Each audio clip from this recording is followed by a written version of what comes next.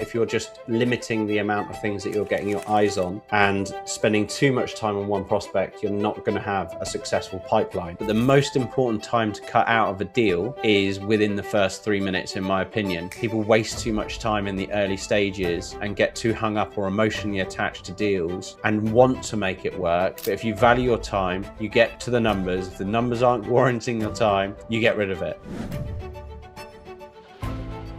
Where to draw a line? What I always say is the most important thing in acquiring a site is your own time. You've really got to value your own time. You could spend 1,000 hours getting a site to the point of purchase, and you could spend 10 hours getting it to the point where it works, and then you keep compounding that energy that you throw into that project. So if you feel like your wheels are spinning and you're constantly looking at a lot of deals and they don't work, I would actually blame that not on that deal working, but on your process to execute your time in the best place and to water the right plants. If you look at like a talent provider for football or singing, they need to see a lot of faces to back the right horse. If you're just limiting the amount of things that you're getting your eyes on and spending too much time on one prospect, you're not going to have a successful pipeline. So it is very important to understand how to quickly draw a line. I quite often see this process in the market. So a site comes to you, you book a viewing, you come back from the viewing and you start working on comparable data, gross development value work, DD on the site, you start working through the build costs, you start researching the project, you take a look at the title for any potential restricted covenants, and then you also look at the planning risks. Now, I'm quite bullish in the fact that I almost ignore every single one of these points to value my time on top of that. All of these things are extremely important to have as accurate as you possibly can before you purchase. And I'm not saying don't look at these things at all, because they're everything that you should look at. But the problem that I've just relayed here is if you spent days doing all of this work, when actually I've spent 4 minutes discounting that deal because I've looked at the high level numbers and it's so far removed from working, it's not warranting my time to spend on that particular deal. That means I've got 3 days better off than you to work on something else that might work. So it's all about phasing the process and knowing when to draw a line on something. You've got to be hard and fast with the project, not emotional.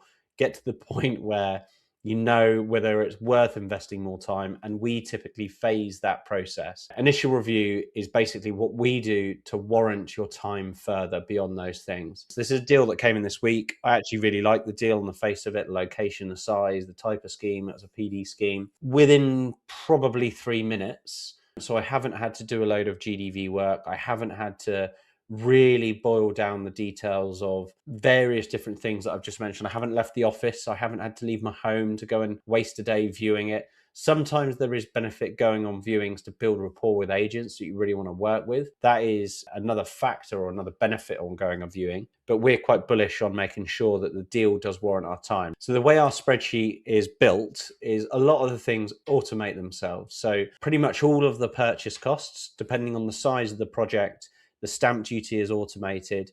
So all I need to do really is put in the guide price. So for me to work out most of the purchase costs within a close percentage of accuracy, all I've got to do is put in the purchase price. Most of our professional fees are also automated on our spreadsheet. So, I mean, what I'm getting at here is if you have a really good spreadsheet, you improve your speed getting through, but that's not the principle. Then we go on to development costs. Now, the chat I had with our acquisitions guy, super keen, knowledgeable, happy to work through detail on the spreadsheet. He had broken down every unit number, every unit size, the circulation area, worked it out.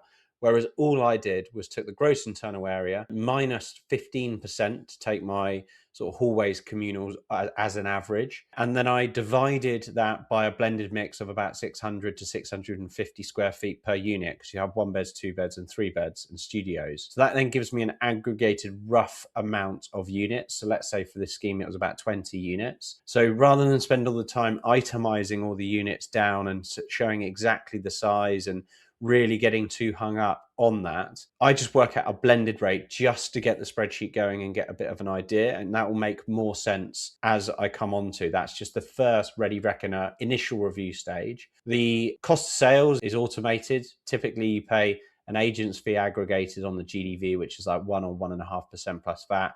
You may have marketing budgets in there. You may also have legal fees, which would budget about 1,800 quid per plot sale. So that's already automated. So all I've really done here is put in the build cost thus far to work out a general value. Once we've then got that together, I will go on a searching platform like Searchland or Property Data and do a residential sale value for flats in that area, get a blended rate.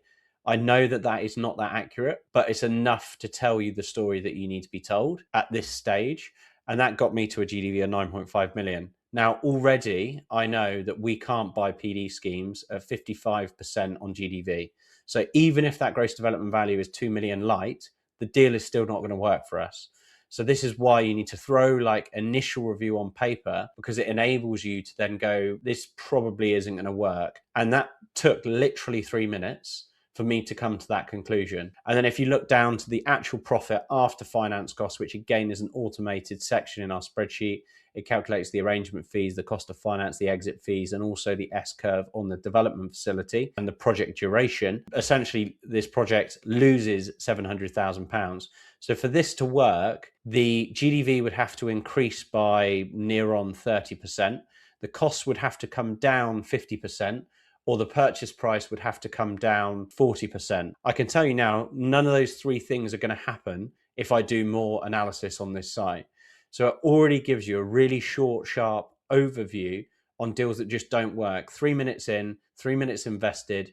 I would then go back to the party that sent me the deal or the agent. I would even be open to sending them as this screenshot and say, look, how have you got to that purchase price? Is that expectations? Are you trying the market? Come across naive, say, am I missing something here? And they may say, well, your GDV seems a bit light. Have you got this scheme, or have you looked at this? Or, did you realize this part of the site was also included where you could put a, Costa coffee on the corner or whatever it may be. But that then also puts the time on them to come back to you with feedback. Now, this is really just early stage, getting in and out, but the most important time to cut out of a deal is within the first 3 minutes, in my opinion. What I would implore you all to do is when you are looking at deals, see if you can do this like initial review as quickly as you can. Foster that spreadsheet to be your aid to get to that point of discounting it quicker and quicker and quicker of every deal. We do this also with HMOs. I know what I can pay per bed in whatever region, because obviously HMOs are typically a cash flow mechanism, a cash flow strategy. Therefore, I know that the amount of bedrooms is integral to the profitability of a project. So if I know it's a 5-bedroom and a 4-bedroom or a 6-bedroom or a 7-bedroom, it's typically the same amount of chunks that you've got to pay per bed to get to that outcome that you can work out and ready reckon that. So I can look at a 3-bedroom house, think, okay, I could probably get 6 out of this. And I know within the areas that we operate, there's 3 or 4 different areas that in some areas it's 60k a bed, some areas it's 70k a bed, some areas it's 80k a bed. But I know that off the top of my head. I don't need a spreadsheet to go, nope, doesn't work. Nope, doesn't work. Next deal. And it's that speed which will enable you to sift through more deals. Granted, you may miss a deal. That will just happen. But the benefit is you get your eyes on deals that really are worth and warranting your time. It was funny, we actually, at the Future of Development conference, which I hosted, there was a developer that's delivered £1 billion worth of developments. And the question was asked, what is the most important thing in acquiring a site? And I've been saying this for years, and he actually said, people waste too much time in the early stages and get too hung up or emotionally attached to deals and want to make it work. But if you value your time, you get to the numbers. If the numbers aren't warranting your time, you get rid of it. And the way that you can picture it is almost picture like it's a service-based business, right? So let's assume our surveying company, our measured surveying company, we get an inquiry in for a damp survey. There's no point in us trying to wriggle a fee out of that client. We're better off just to go, we do measured surveyors. That's not our bag. Why are we trying to deviate from what we do best? So allow focusing on time onto these deals are your sort of key clients. And if you're not discounting them, if they're not a key client quicker, you're going to waste time and profitability and buy less sites. If you got value from this video, make sure you click the subscribe button down below and ring the notification bell, because we release one video at least every week, so you'll be the first to get notified. See you on the next one.